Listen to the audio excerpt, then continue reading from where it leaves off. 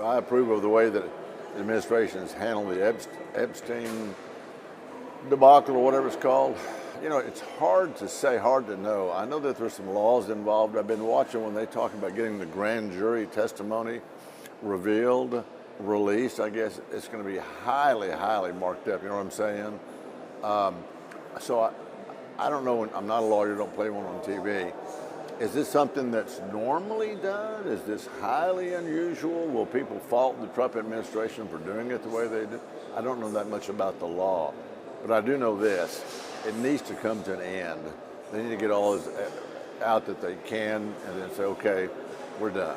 Well, there's never been a president more transparent than President Trump, and he ordered the release of the documents related to the Epstein file. I trust President Trump. I trust the Department of Justice that they are going to release those files and, of course, keep the victims and those that are innocent safe throughout that process. And you know, that's what people wanted. That's what he talked about. And again, I'm going to trust that process. It continues to be a political game right now. This is something that Democrats haven't talked about before, certainly not during the Biden administration. Now, all of a sudden, this is becoming a political game. And these are heinous acts that have happened over the last few decades. And again, President Trump will be doing what's right. And, you know, of course, he did order the release of those documents. One, transparency, government accountability. This is not an issue that Democrats were really drumming the beat of, or drumming the drum of, beating the drum of. It really was something that Donald Trump and his allies made into an issue. What happened is clearly egregious, immoral, terrible behavior, but the focus on this came from Donald Trump. And Pam Bondi said that they have files, she's going to release them, and now all of a sudden there are no files to release. So it's either a cover-up or they're blatantly lying. And either way, when your government is lying to you, you don't trust them. And so we need to be transparent, and they need to come forward with the files or disclose why they were lying about it. Unfortunately, Epstein has brought a massive roadblock to the effectiveness of this congressional body.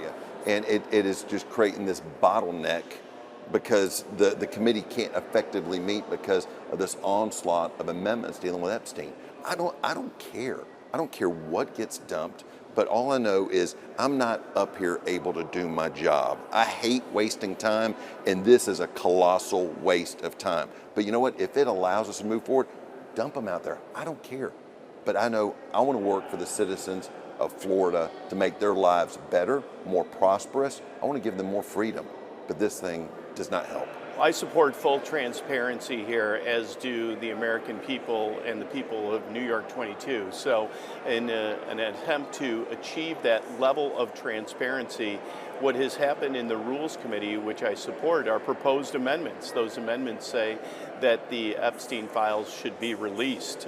No one should be supporting human trafficking and certainly these awful violations against children. So what the Speaker has done is basically stopped the legislative process so these amendments cannot be added to legislation, not even brought before the Rules Committee, because what we've seen is not always all of the Republicans, but the majority of Republicans are voting down these amendments in the Rules Committee. If it did advance through the Rules Committee, it would go to a floor vote, and I would support that vote in releasing these files and providing that transparency. Well, we've heard this repeatedly throughout the campaign from the current president that the Epstein files would be released. And now what we see is a blocking of that transparency. So even some of the president's most vocal and loyal supporters are calling for this transparency, and it simply does not make sense. So the people are demanding this. I support it. And to stop the legislative process to block that transparency is really concerning. And the American people are seeing through this. They're frustrated and they're calling for action. We are approaching what would be called, quote unquote, our summer break here, which means we're not going to be back in session until September. And as a result, that transparency is not coming. We will see what will happen in the interim.